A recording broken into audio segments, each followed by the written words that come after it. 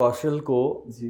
अखिल भारतीय विद्यार्थी परिषद एबीवीपी यानी टिकट नहीं देता, तो क्या आप भी बागी होते उस वक्त? नहीं तो ये है। टिकट की रात बहुत सारे विवाद हुए जी। और कहा गया कि मुझे नहीं बताया गया। और फिर सभी भाइयों ने बहनों ने कहा कि भैया आपने चुनाव लड़ना चाहिए और आप चुनाव की तैयारी करिए। फिर मैं चुनाव की तैयारी करी और संगठन ने भी मेरे को भरोसा जताया कि आप चुनाव लड़ सकते हैं, तो आदत तो लगाते हैं, ऐसा कुछ नहीं है कि। और संगठन तो ये चीज़ मेरे हिसाब से नहीं देखता है कि धन बल और इस पर ज़्यादा जोर दे।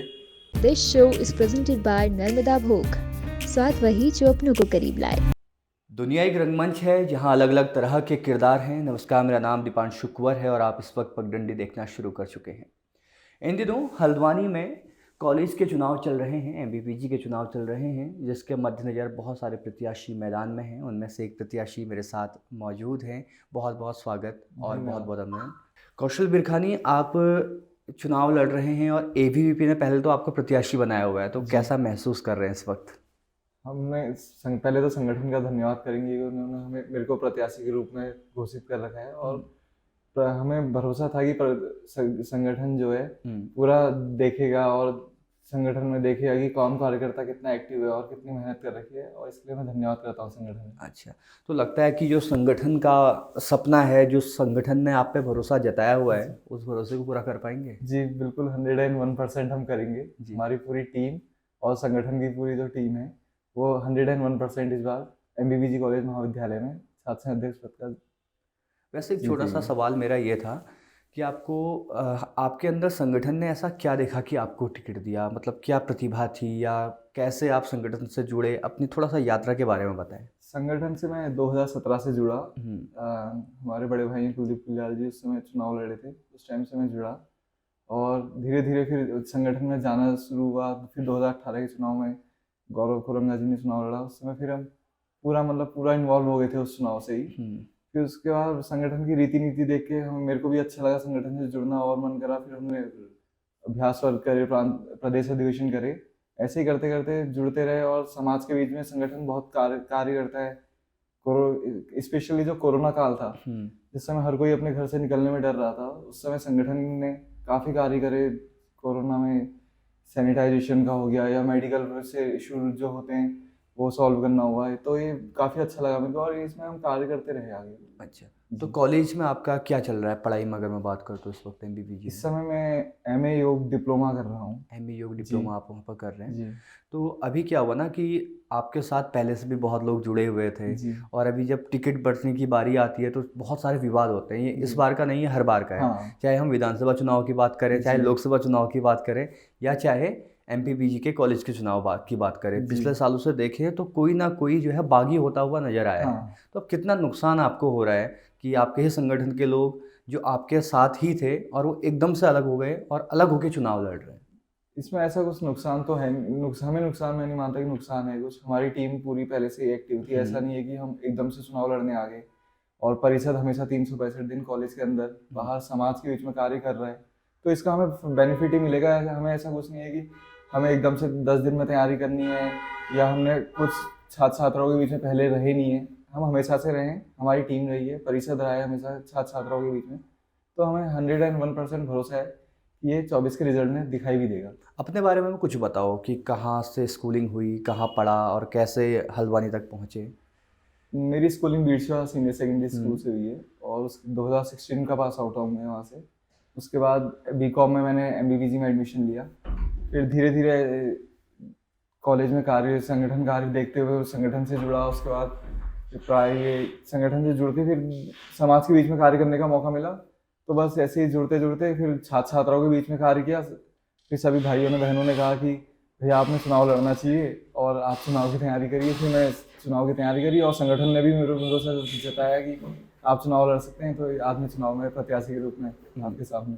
तो अभी चुनाव के 2 दिन बचे हुए हैं और इस वक्त जो शेड्यूल होगा वो तो बड़ा बिजी चल रहा होगा, तो कैसे मैनेज कर रहे हैं, कैसी दिनचर्या चल रही है? बस ये है कि अब अगर प्रॉपर एक शेड्यूल बनाए तो फिर इतना कोई हार्ड वो है नहीं, और ऐसा भी नहीं है कि हम किसी से मिले नहीं है। हम हमेशा छात्र छात्राओं के बीच में काम किया है, लोगों से पहले से मिलते आ रहे हैं।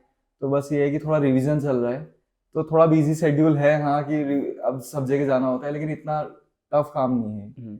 निर्दलीय प्रत्याशी हैं रश्मि लमगड़िया, जी। उनके बारे में कुछ बताइए। वो तो आपके अच्छे दोस्त रहे, आपके साथ रहे हैं। जी, वो हमारी बहन थी, आज भी हैं, और संगठन में हमने काफ़ी समय, लंबे समय से कार्य एक साथ कर रखा है। तो वैसे बढ़िया है, अब ठीक है, उनकी इच्छा है कि वो निर्दलीय प्रत्याशी के रूप में आ रखी हैं, और हम उनको मनाने की कोशिश भी कर रहे थे। अब देखते हैं, आज जब तक फाइनल लिस्ट नहीं आती है तब तक तो हम मनाने की कोशिश करेंगे ही होगी। अच्छा, तो अभी क्या हुआ था, कल आपकी जो है प्रदर्शन रैली निकली थी जी। जिसमें बहुत सारे लोग थे जी। और भीड़ भी काफ़ी ज़्यादा, जैसे जो अनुमान आया मीडिया का शाम को, तो यही थी कि एबीवीपी की जो भीड़ है, जी। जो एबीवीपी के साथ लोग हैं वो सबसे ज़्यादा हैं। जी। पहला सवाल तो ये आया। दूसरा सवाल ये आया कि उसमें जो जोर है वो एबीवीपी के साथ साथ भाजयुमो ने, युवा मोर्चा ने और सारे संगठनों ने जो है एक जोर लगा दिया, आरएसएस ने, सभी लोगों ने। जी। सही बात है या कुछ? जी, देखिए, वो भी एक हमारे एक संगठन, अनुषंगिक संगठन है, तो उनने भी हमारा साथ दिया। ऐसा नहीं है कि उन्होंने हमारा साथ नहीं दिया, लेकिन ये भी है कि हमारी भी जो कॉलेज के अंदर की टीम थी वो भी काफ़ी ज़्यादा सक्रिय थी। फिर उसके बाद युवा मोर्चा ने भी हमारा बहुत साथ दिया। संगठन और संघ तो हमारा मातृ संगठन है ही, तो ऐसा कुछ नहीं है कि वो साथ ना दे, वो भी हमारे साथ ही थे। जी। जी। अगर कौशल चुनाव जीतते हैं जी। अध्यक्ष का, जी। तो क्या जिम्मेदारियां जो हैं कॉलेज की आप उठाने वाले हैं? जी, पहले तो हमारी ये रहेगी, जो प्रमुख मांग रहेगी कि कैंपस के लिए हम मांग करेंगे कि हल्द्वानी को कैंपस का दर्जा मिले, क्योंकि यहाँ कुमाऊं का सेंटर है और इतना बड़ा महाविद्यालय है। पूरे प्रदेश, मेरे हिसाब से पूरे कुमाऊं से यहाँ छात्र आता है पढ़ने के लिए, और क्योंकि यहाँ पे सभी सुविधाएं हल्द्वानी में अवेलेबल हैं, कोचिंग से लेके सब चीज़ है। कोई जॉब भी करना चाह रहा है तो साइड से शाम के टाइम में वो जॉब भी कर लेता है। तो बस ये है कि अगर कैंपस हो तो बच्चे को और ज़्यादा इससे फैसिलिटी मिल सकती है, जैसे LLB आ सकता है, काफ़ी प्रोफेशनल कोर्सेज हैं, BBA वगैरह हो गया, वो भी अगर बच्चा करना चाह रहा है जो प्राइवेट कॉलेजेस नहीं अफोर्ड कर पा रहा है और यहाँ से पढ़ना चाह रहा है, तो उसे बाहर ना जाना पड़ेगा, यहीं से अपना कर सकता है। दूसरा हमारा ये है, गर्ल्स सेफ्टी के लिए एक आई फील सेफ एक ऐप भी है जो बाहर अभी चल भी रही है कई जगहों पे। तो हम ये चाह रहे हैं कि वो MBBG ही नहीं, पूरे प्रदेश भर में एक लॉन्च हो, और उससे क्या होता है ना, वुमेन सेफ्टी को और ज़्यादा एनहेंस कर सकते हैं हम। जैसे उसमें पावर बटन से नोटिफिकेशन जाता है लोकल पुलिस स्टेशन में, आपके फैमिली मेम्बर्स को जा सकता है, तो ये वुमेन सेफ्टी को एनहेंस करेगी। तीसरा हमारा है गर्ल्स कॉमन रूम, कॉलेज में नहीं है, इतना बड़ा महाविद्यालय है, कई टाइप के प्रोग्राम भी होते हैं, लेकिन गर्ल्स कॉमन रूम, गर्ल्स के लिए कोई प्रॉपर बैठने के लिए अलग से जगह नहीं है, तो गर्ल्स कॉमन रूम ही है। चौथा, लड़कों के लिए गेम्स, लड़के लड़कियों के लिए गेम्स के लिए हमारे पास इंडोर गेम्स के लिए कोई वो नहीं है अभी। जैसे थोड़े बहुत तो गेम्स हैं, जैसे चेस वगैरह तो हम खेल सकते हैं, जैसे टेबल टेनिस, लड़कों का बहुत ज़्यादा रुझान रहता है स्नूकर वगैरह की तरफ, तो मैं ये चाहूँगा वो भी अगर हमारे वहाँ टेबल वगैरह रहे, तो ये है। टिकट की रात बहुत सारे विवाद हुए जी। और कहा गया कि मुझे नहीं बताया गया, और इस तरह की बहुत सारी जो है बातें निकल कर आई, और एक बात ये भी निकल के आई कि टिकट जो है धनवानों को मिल गया या बिक गया। तो आपका इसमें क्या सोचना है? नहीं, मैं ये नहीं मानता, ऐसा कुछ नहीं होता कि कोई धनवान है या कोई क्या है। आप सभी देख रहे हैं कि सब अपना अपनी ताकत को लगाते हैं, ऐसा कुछ नहीं है कि, और संगठन तो ये चीज़ मेरे हिसाब से नहीं देखता है कि धन बल और इस पर ज़्यादा जोर दे। और जो रात के 11 बजे टिकट घोषणा की बात है, ये तो मेरे को भी बाद में ही पता चला कि टिकट घोषित हो गया है करके, और संगठन में 2-3 दिन से इस पर चर्चाएं चल रही थी, बराबर बैठकें चल रही थी ऊपर से। और सबसे बढ़िया बात ABVP की ये है कि ये अकेला टिकट घोषित नहीं करता है, पूरा संगठन बैठ के राय लेके सब चीज़ देख के उसके बाद टिकट घोषित करता है। तो ये तो एक व्यक्तिगत वो तो है नहीं कि किसी ने, एक पर्टिकुलर इंसान ने टिकट घोषणा करनी है, सभी मिल बैठ के बात करते हैं। तो रात के 11 बजे, अब ठीक है, संगठन का कुछ अपना वो होगा कि हमने रात के 11 बजे डिसाइड किया, तो इसमें ऐसा कुछ नहीं है। बाकी टिकट में फेयर गेम वो था, ऐसा कुछ नहीं है कि किसी ने चुपचाप कोई बात हुई अलग से अंडर द टेबल कुछ काम हुआ है, सब क्लियर हुआ है, सबको पता था कि टिकट घोषणा होने वाली है। नगर की और कॉलेज की इकाई की बैठक भी चली, और हमारे जो ऊपर के अधिकारी हैं, संगठन मंत्री जी हैं, भाई साहब लोग ऊपर, तो उन सबसे बात हुई और उसके बाद ही घोषणा की गई। कौशल, जब मेरी मीडिया की शुरुआत हुई थी जी। तो मैंने दूसरे चैनल से शुरू किया था, प्रतिष्ठित, हमारे यहाँ के चैनल हैं, प्रतिष्ठित है बहुत ज़्यादा। उसके बाद हमने पगडंडी की शुरुआत की थी। जी। उसके बाद हमारे विधानसभा चुनाव आए तो हमने लगभग, हम पहले चैनल थे जिसने कुमाऊं की पूरी ग्राउंड रिपोर्ट की। जी। उस वक्त भी वैसे ही गर्मा गर्मी थी, आज भी वैसे ही गर्मा गर्मी है जी। कॉलेज के इलेक्शंस में। मतलब ऐसा लग नहीं रहा है कि ये कॉलेज के इलेक्शन चल रहे हैं। और आपने बोला कि 2016 में मेरी शुरुआत हुई, तो 2016 में जब शुरुआत हुई तब कोई ऐसा सपना देखा था कि 2022 में आकर मैं चुनाव लड़ूंगा या ऐसा कुछ? नहीं, मेरा ऐसा कुछ नहीं था कि मैं 2022 में आके चुनाव लड़ूंगा। 2016 में ऐसे ही कॉलेज एडमिशन लिया, फ्रेशर्स थे तो जोश रहता ही है छात्र संघ चुनाव देखने का, पहला चुनाव था हमारा उस समय।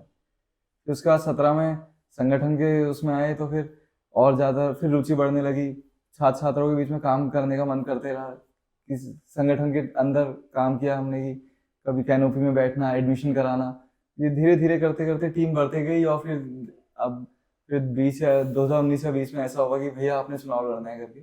19 में मतलब 19 के चुनाव के बाद मेरे से सभी कहने लग गए थे कि भैया आप चुनाव लड़ो, हम आपको चुनाव लड़ाएंगे।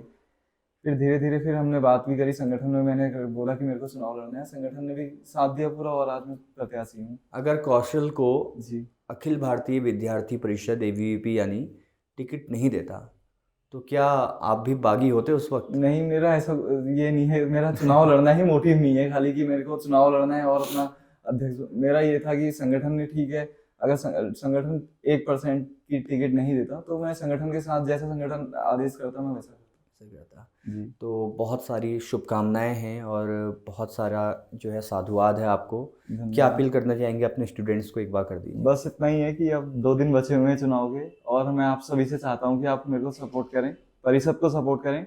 ये देखें कि कॉलेज के अंदर कौन कितना एक्टिव रहता है, हमेशा छात्र छात्राओं के लिए अवेलेबल रहता है। कोई भी समस्या हो सबसे पहले छात्र छात्राओं की आवाज़ कौन उठाता है, ये सभी चीज़ देख के आप वोट करें।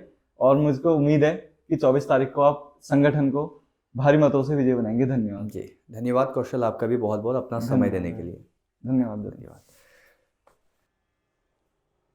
कौशल बिरखानी जो कि प्रत्याशी हैं अखिल भारतीय विद्यार्थी परिषद यानी ABVP के अध्यक्ष पद हेतु MBBG कॉलेज में, जो अपनी ओर से दमखम लगा रहे हैं।